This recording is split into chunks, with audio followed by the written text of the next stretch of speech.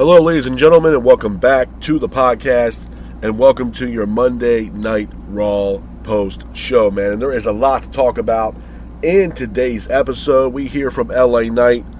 We also see Stephanie Vaquer in action, taking on Judgment Day's Roxanne Perez. We'll talk about that in today's episode as well. We also had the continuation of the AAA Lucha #1 Contender Tournament. We'll talk about that in today's episode as well. We also get a video package. It looks like Lola Vice from NXT is making her main roster debut relatively soon. We'll talk about that in today's episode as well. We also have a contract signing for a highly anticipated matchup between Oba and Bron Breakker. We'll talk about that in today's episode as well. We also have Javon Evans in action taking on Big Cass. We'll talk about that in today's episode as well. And we have our main event between the Usos taking on LA Knight and Solo Sikoa. And we also get the debut of possibly a new faction in WWE, mainly on Monday Night Raw. So we'll talk about that as well in today's episode, man. But before I even get into the show, I just want to tell you guys I'm a little under the weather. Been sick for the past couple days, so just bear with me. Got a hell of a cold going on. Don't know why, but figured I'd tell you guys that off the rip before we even get started with the show, so just bear with me. But we start off the night with LA Knight. LA Knight comes out to the ring. Knight says he has his sights set on the world title. He also mocks Roman Reigns. Knight talks about Roman winning on his own, but as of late, that has changed. Knight says that Roman told him that he hasn't earned it yet, but he needs to go win a tournament. Knight talks about the tournament and how he's not involved in it. Knight then talks about Solo Sikoa. Solo is here, he's in the crowd.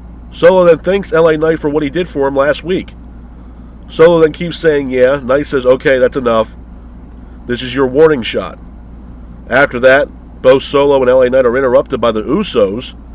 Jimmy then mocks Solo. Jimmy said, I bet it was real funny when you turn your back on Roman. Jay then sends a warning shot.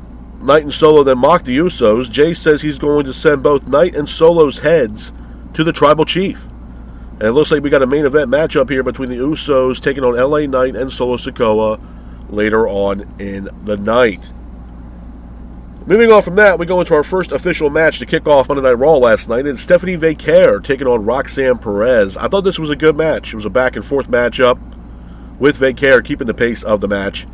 Vaquer then hits a devil's kiss on Roxanne in the middle of the ring, followed by Vaquer hitting a running knees for a near fall. Referee is distracted with Roxanne going after Vaquer's eyes. Roxanne follows that up by hitting a Shining Wizard on Vaquer. Raquel then causes the distraction. Liv, who was also ringside, attacks Vaquer.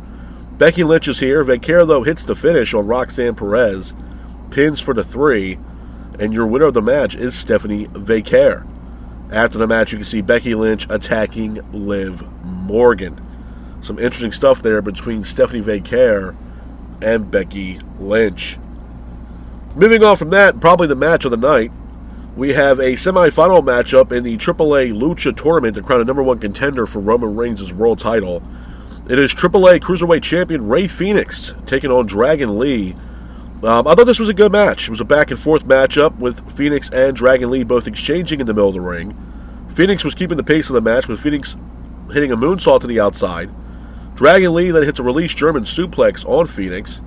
Lee then hits a powerbomb for a near fall. Fenix then hits another moonsault off the top rope for a near fall, taking out Dragon Lee, but Lee gets up, hits a stomp for a near fall. Lee then hits a cannonball senton through the ropes, sending Fenix over the announce table on the outside. Fenix then gets up, hits a brain buster on Dragon Lee, followed by a jumping knee. Lee gets up, hits a Styles Clash on Fenix for a near fall. Fenix then hits a rolling cutter for a near fall, and then Fenix hits a Mexican muscle buster on Dragon Lee, pins for the 3. And your winner of the match, and moving on to the finals of the tournament, is Rey Fenix. Hats off to Rey Fenix for getting the win in this matchup. Moving on from that, we got a video package. It looks like Lola Vice is making her main roster debut in September. Now, this has been highly anticipated. A lot of people have been talking about when is she going to be making her debut on the main roster. It looks like we finally got the answers to that. It looks like Lola Vice will be making her main roster debut next month. Moving on from that, we have an Oba and Bron Breakker contract signing for their matchup at Sunday night's main event. So both Oba and Bron come out to the ring. Bron asks Oba, "Who the hell do you think you are?" Bron then says, "How can you call yourself the future of this business? But what have you done besides beat Lesnar and win the King of the Ring?" Okay. Bron says he got injured and Oba weaseled his way in. Bron says that Oba is in a position he's in because I got hurt. Oba says that Bron, you're an angry orange man. Oba says that Bron debuted back in 2002, you be the man of this place. But Oba says, unfortunately, you're running with me in 2026. Oba says, since I've been here, you trying to take over this place has gone down. Bron says he's going to force Oba to fight him in deep waters. Bron says he's going to own Oba. Bron then signs the contract for Sunday night's main event. Bron says, you want to sign this? Or should your daddy do it for you? And hands the contract over to Paul Heyman. Heyman is telling Bron Breakker, hey, don't do this. Bron is yelling at Heyman, hey, sign the contract. Bron then attacks Oba. Oba and Bron then both exchange in the middle of the ring. Austin Theory is here. Theory attacks Oba, but Oba then sends Theory into the table. And then Oba signs the contract and sends a warning to Bron Breakker. We'll talk more about this at the end of today's show. Moving on from that, we go into our next match of the night. A little grudge match here between Javon Evans and Big Cass, with Big Cass being a thorn in the side of Javon Evans since Big Cass has debuted. I thought this was an okay match. The one thing I will preference, though, is the entrance for Big Cass. It kind of gave off Diesel/Psycho Sid vibes. You know, you had the lights that flickered and stuff like that. You saw Big Cass walking into the arena or the ring looking like Andre the Giant. So I thought it was kind of, crazy to see the entrance for Big Cass, because it gave off Diesel vibes, maybe Psycho Sid Vicious, if you guys go as far as back as I do with pro wrestling. But the match itself, it was an okay match. It was a back-and-forth matchup with Big Cass keeping the pace of the match. Cass hits a boss man slam on Evans, but Evans gets up, tries to get some offense in by hitting a Pele kick, followed by a springboard lariat. But Big Cass hits a big boot on Evans, pins for the 3, and your winner of the match is Big Cass. After that, the Judgment Day attack Evans with Dominic Mysterio hitting a frog splash on Javon Evans. Moving on from that, we go into our next match of the night. It's another AAA Lucha number 1 contender tournament semifinal matchup. It is Penta taking on La Parka. I thought it was a decent match. It was a back-and-forth matchup with Parka hitting a Hurricane Rana. Parka hits a moonsault to the outside, taking out Penta, followed by Parka hitting a power slam on Penta for a near fall. Penta gets up, hits a Penta driver for a near fall. Parka then goes to the top rope with Penta, hits a Spanish fly off the top rope for a near fall. But Penta gets up, hits a springboard Mexican destroyer on La Parka, pins for the 3. And your winner of the match, and moving on to the finals to face Rey Fenix, is Penta. And we'll talk more about this at the end of today's episode. And moving on from that, we go into our main event of Monday Night Raw. It is the Usos, Jimmy and Jay, taking on LA Knight and Solo Sikoa. Now, the match itself, it was a good match. It was a back-and-forth matchup with LA Knight and Solo keeping the pace of the match. Jay hits an enziguri, but Knight hits a net breaker. Knight then hits an elbow drop for a near fall. Then out of nowhere, we see the likes of Royce Keys and OTM attack everyone. It looks like we got a new faction on Monday Night Raw. And then Jimmy gets sent through the announce table, kind of Shield style, from Royce Keys and OTM. Couple of things I want to talk about with you guys when it pertains to Monday Night Raw before I get the hell up out of here. And again, I apologize. I'm definitely feeling under the weather, but I wanted to get this review out for you guys.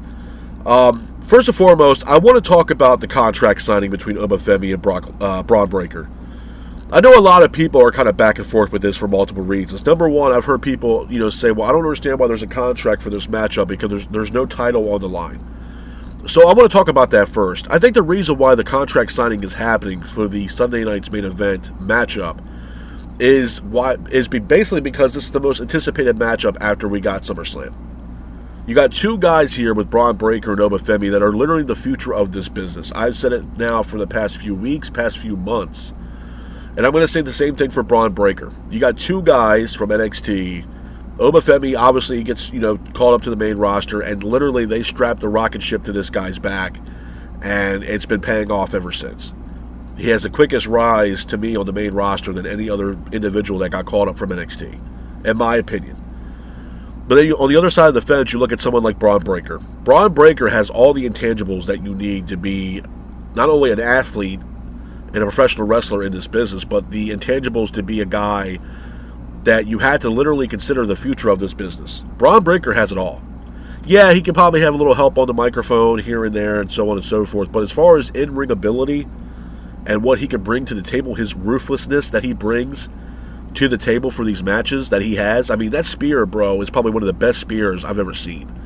I put that over Goldberg's spear, Roman's. I mean, Bron Breakker's spear, bro, he's coming at you at a velocity that would probably tear somebody right in half. So I look at something like Bron Breakker and Oba, and these guys right here are literally the future of this business and the future of WWE for the next 10, 15 years. Easily. Now, I know some people were like, well, I don't understand why they signed a contract for this matchup. That's the reason why. Because it's the most highly anticipated matchup that we're seeing since SummerSlam. And honestly, for what it's worth, I mean, this is Bron Breakker's, one of Bron's biggest matches so far to date in his main roster run. Yes, he faced off against CM Punk. Yes. You had matches with Seth Rollins, but you had to look at the narrative right now. Right now, the projection right now for Oba and how fast he rose to dominance so far on the main roster. I mean, you had to consider this matchup with Oba one of Bron Breakker's biggest matches of his career, which is crazy because we're talking about two guys that were almost right there in NXT. Oba gets called up, then Bron gets called up. I mean, they're right there neck and neck. You know what I mean? And then Oba comes into the main roster, bro, and they saw dollar signs with Oba. And rightfully so. I mean, the guy is built like a brick shithouse. He's 6'3", 218 pounds, solid. You know what I mean? You had matches with, Brock Lesnar that were incredible matches. 3 matches between Oba and Brock that were really good matches. Now, again, the SummerSlam match probably could have done without the Hell in a Cell. And I said that when I did my SummerSlam review. But those matches put Oba over. And Oba ever since he's been on the main roster, man, it's just been a rocket ship effect where we're pushing this guy to the moon. And yeah, on paper, it looks like Bron Breakker is taking a back seat. And I'll tell you why. The main reason why Bron Breakker is taking a back seat right now to Oba is because Bron Breakker is tied to this shit with the Vision. When Paul Heyman walked away from the Vision, when Brock Lesnar came back and pretty much told the Vision and everybody, hey, you're on your own, Bron Breakker should have saw the writing on the wall. And, okay, we're going to disassemble the Vision, and Bron Breakker's going to go his own way. Because at the end of the day, Bron Breakker is a main event caliber star. I do not need to see Bron Breakker teaming up with Austin Theory and be World Tag Team Champions in a division that literally is shit. It does nothing for Bron Breakker. It does nothing for Austin Theory. Breakker needs to get the hell away from the Vision. That is a sinking fucking ship with the Vision. I'm going to be honest. The Vision stable, man, it's done. It's cursed. Everybody in that goddamn stable has been injured, except for the likes of Austin Theory. Logan Paul's been injured. Seth Rollins, when he was there, was injured. Bron Breakker was injured. And then Bronson Reed. And that's the other thing, too, that I think a lot of people are not looking at, is how does Bronson Reed fall into all this? And what I mean by that is we know Bronson Reed is on his way back. He's going to return here to WWE imminently. Are we going to see the likes of Bronson Reed somehow get involved in this matchup between Breakker and Oba at Sunday night's main event? Maybe Bronson Reed turns heel or turns babyface and costs Bron Breakker the match. Maybe Paul Heyman is maybe Bronson Reed is a Paul Heyman guy. I don't know. But what I do know is that Bronson Reed is on his way back. Does this, bringing in Bronson Reed and having him align with Paul Heyman, does this divide even more between Breakker and Heyman, and then Breaker's like, what, the hell with the Vision, I'm on my own. Because not for nothing, I think the Vision is weighing Bron Breakker down immensely. I think Breakker needs to be in the main event. I think he needs to be a single superstar, not with a team or a stable. The same thing for Oba when Oba came into the mix on the main roster, he wasn't aligned himself up with some team or some manager. He came in and Triple H and the powers that be said, hey, man, we're going to, strap the rocket ship to your back and see where you go. And he's been improving week after week after week. So there is that little bit of a jealousy factor here, obviously, between Bron Breakker and Oba Femi, and a lot of that also ties to Paul Heyman. If you look at what happened last night, Bron Breakker told Oba, hey, are you going to sign the contract, or is your daddy going to sign it? So obviously there's some jealousy here for the services of Paul Heyman. Bron thinks that Heyman's working with Oba.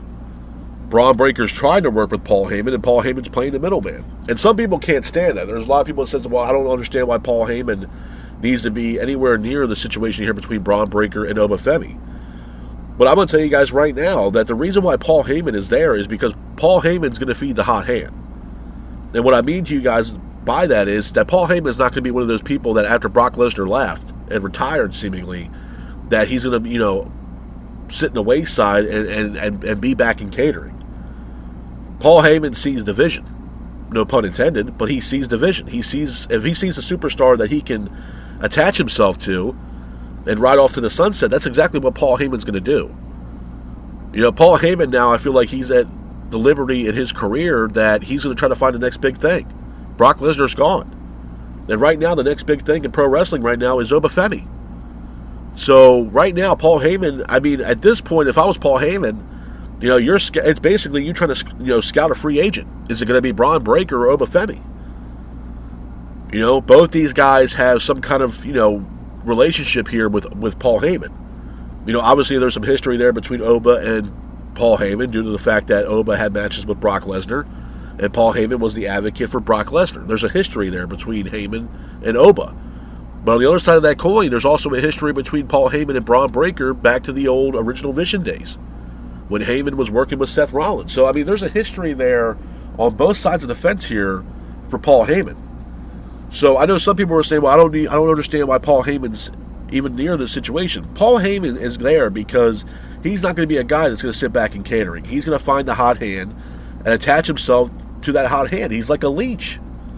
And, again, Paul Heyman is great for business. Paul Heyman is a guy that is severely underrated. One of the best managers of all time. A great mind for the business. And right now, Paul Heyman being on television is great for Monday Night Raw, in my opinion. But that's what Paul Heyman is doing in this. Right now, Paul Heyman, in the storyline here between Oba and Bron, Paul Heyman does play a little part of that story here between Oba Femi and Bron Breakker, because you have two guys that have a history with Paul Heyman, and then you have Bron Breakker trying to get the services of Paul Heyman. But Paul Heyman wants to see if Bron Breakker can prove himself against the likes of a guy like Oba Femi. So Paul Heyman plays a big role into what the hell's going on here between Oba Femi and Bron Breakker. So I'm all for that. And I'm glad that, WWE is finally pulling the trigger on this matchup, and we're finally going to get a Oba Femi and Bron Breakker matchup at Sunday night's main event. So I'm definitely looking forward to that. The other thing I want to talk about, too, obviously, is the big elephant in the room. And that's what happened last night in the main event. We saw the Usos team up to take on LA Knight and Solo Sikoa. Now, again, a lot of people are saying that whole Solo Sikoa and LA Knight thing is a team that we didn't think we wanted, but we got. I'm going to tell you guys right now, bro, and I said this last week, I think Solo Sikoa, I think he was stifled a little bit. I think WWE really didn't want him to outshine the Usos and Roman, or Jacob Fatu for that matter. And Solo Sikoa has put himself over. And in a great way. He's a huge babyface for the company. He's attached himself with LA Knight, who's also a big babyface in the company. And Solo's done a fantastic job since he left the MFTs. And then we get this matchup in the main event last night, which was a good match until we got the surprise. And that surprise was the return of Royce Keys and OTM. And Royce Keys and OTM literally beat the shit out of everybody that was in that match. The Usos, LA Knight, and Solo Sikoa.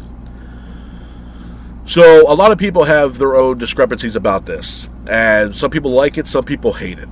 Some people said they didn't like it because of the powerbomb, I believe, that Jimmy received going through the announce table and gave off Shield vibes. So, what I want to say is this. Number one, first and foremost, I'm not going to sit here and lie and say I know anything about OTM. I don't know jack shit about OTM, but I do know what I was told is that they are NXT talents. They were down in NXT now for, I think, roughly 3 years. And they got called up last night.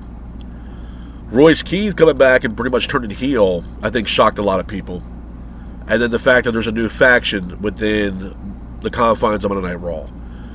There's multiple ways that this can go. There's some ways that can go good, and obviously there's some ways that this can go bad. I mean, when I saw this stable show up last night, bro, it gave me a lot of vibes of the old Crime Time stable back in the day.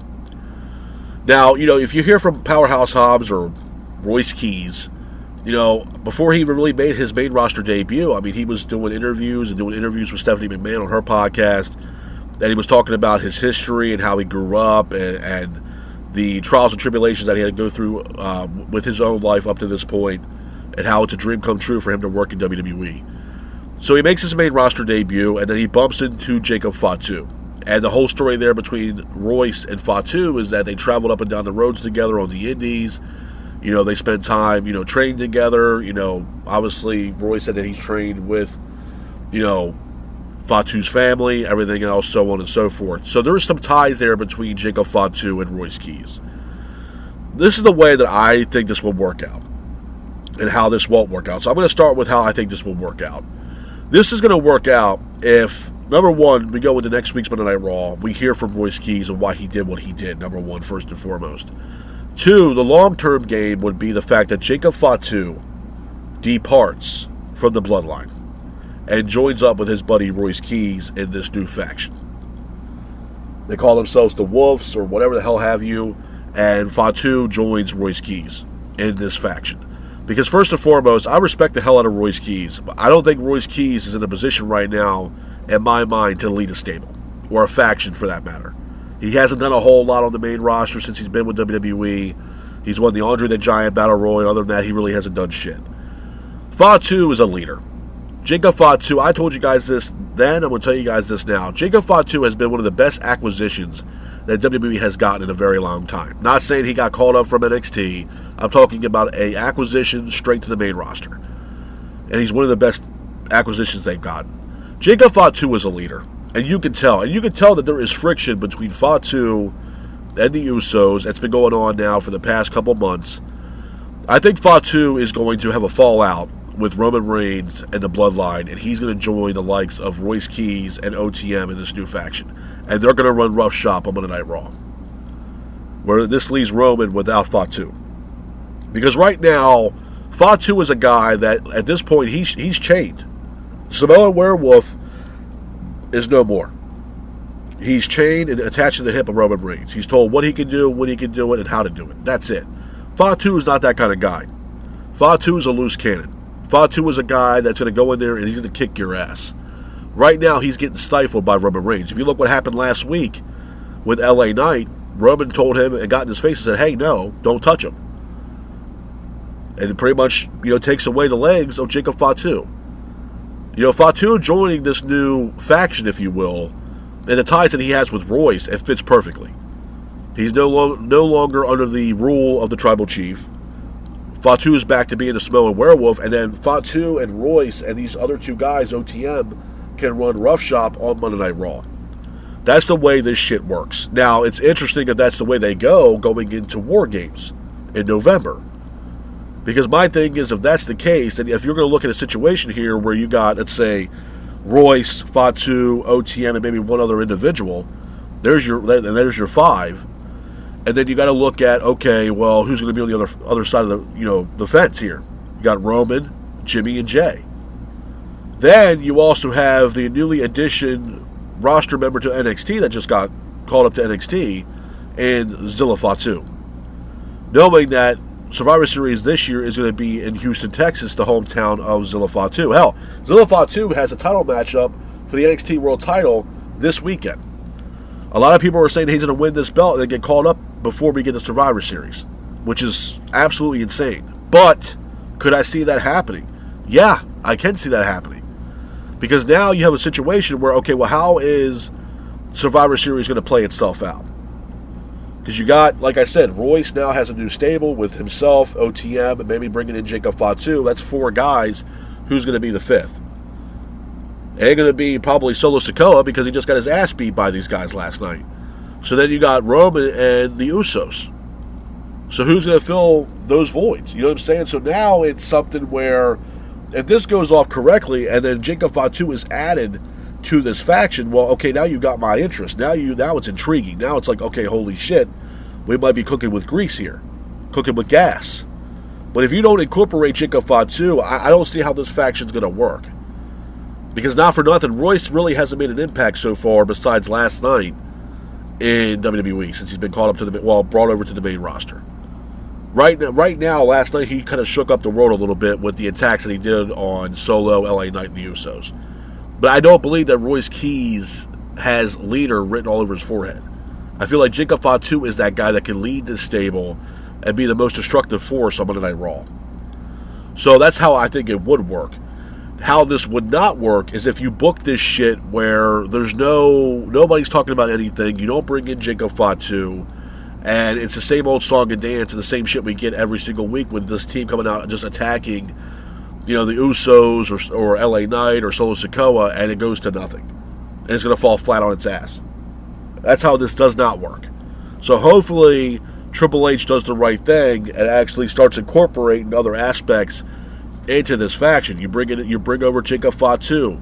You want to call up Zilla Fatu. I mean, look, for me, for what it's worth, I was happy that Zilla made his debut in NXT. Absolutely. Am I opposed or against having Zillow have a match up in the main roster? No. I mean, for what it's worth, Zilla can win the NXT World Championship and he can be or have a match on the main roster as still NXT World Champion as a one-off. It's happened before. I think Zilla needs to really build a name for himself at NXT.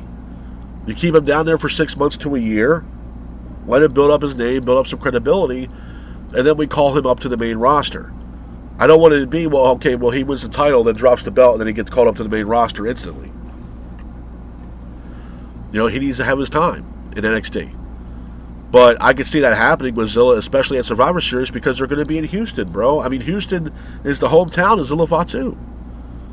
That's his home. So to not have him incorporated in Survivor Series would be kind of insane. So, I don't know. The other thing I want to talk about, too, quickly, obviously, the tournament, the AAA Lucha #1 Contenders Tournament. I'm happy with the outcome of the finals. I think it was very predictable, for that matter, on who was going to be in the finals. You got, on one side you got Penta, on the other side you got Rey Fenix. A lot of people wanted to see the Lucha Bros have a match against each other, Penta and Phoenix. Now, there's multiple ways that this can go. Number one, do I see Roman drop the belt on, I believe it's the 14th of September, Monday Night Raw in Mexico City? No, I don't. Well, what I do see is this. I do think Penta is going to win the finals. And Penta's going to go on to face Roman on Monday Night Raw in Mexico City, where Roman defends the title against Penta. What I could see is this. Obviously, WWE has a show where they're going head-to-head with AEW's All Out in September. There could be some kind of incorporation here where we get the Lucha Bros reuniting to take on the Usos. And somehow the Usos get involved in this matchup between Penta and Roman, which sets up the Lucha Bros versus the Usos. If that were to be the case, I'm all for that. I think that would be great. I think that would be awesome. And a matchup that I think the tag team division right now needs desperately. You're talking about a dream matchup here between the Lucha Bros and the Usos that we have never seen. And right now, Penta really isn't doing... I mean, yeah, Penta's in the tournament. He's going to go to the finals. I don't see Penta beating Roman. So you had to ask yourself, okay, well, what's next for Penta after that? I would literally probably try to, convince both those guys to reunite and run in the tag team division. Because the tag team division needs all the help it can get. You reunite the Lucha Bros, have them go after the World Tag Team titles. I'm all for it. Because right now, yeah, Penta can go back after the Intercontinental title, but Phoenix really ain't doing shit right now, especially on the main roster, mainly in AAA. Let's reunite the Lucha Bros and see what they can do at this point. So if they go that route, I'm all for it. I'm absolutely all for it. And for those people out there that are thinking that Penta's going to beat Roman, bro, Roman's not dropping that belt for a while. He's probably not dropping that belt until we get Roman versus Oba, to be honest with you. But like I said, Raw wasn't bad last night. I thought it was a decent show. I think the match of the night, hands down, had to be Rey Fenix versus Dragon Lee in the semifinals matchup for their tournament. I thought it was a hell of a match. But the main story coming out of last night would have to be Royce Keys and this new stable with OTM. Where do they go from here? Is Royce going to answer for his actions than what he did last night on Raw next week? Are we going to see Jacob Fatu part ways with the Tribal Chief? and join his buddy Royce Keys in this new stable.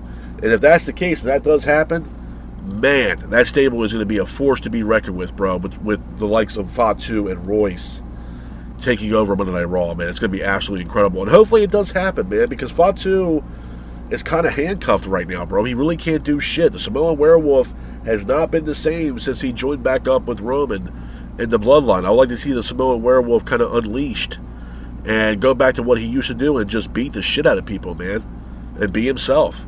That's the problem with WWE, bro. If you let these guys be themselves, man, you get action-packed wrestling and action-packed promos, bro. Look at what Solo Sikoa has been doing.